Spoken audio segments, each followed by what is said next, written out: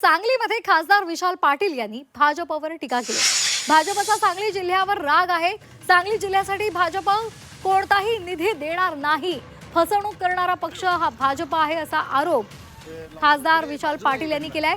10 वर्ष भाजपचे खासदार होते, त्यावेळी निधी न दिल्यामुळेच खासदारांनी भाजप सोडली असा आरोप सुद्धा त्यांनी केलेला आहे।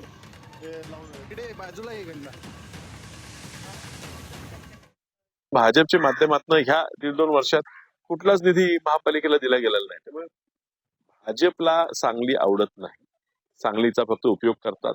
10 वर्ष त्यांना खासदार निवडून दिला, त्या खासदारांनी सुद्धा ह्या महापालिकेसाठी किंवा ह्या मतदारसंघासाठी काही केलेलं नाही। भाजपचा राग आहे ह्या सांगली जिल्ह्यावर, कारण हा पुरोगामी जिल्हा आहे। वसंतदादांच्या काळापासून हा काँग्रेस माइंडेड राहिलेला आहे, ह्याचा राग त्यांना आहे। इथून जरी त्यांची सीटा निवडून गेल्या तरी ह्या लोकांसाठी ते काही करत नाहीत आणि जातीमध्ये धर्मामध्ये भेद निर्माण करायचंच काम करतात।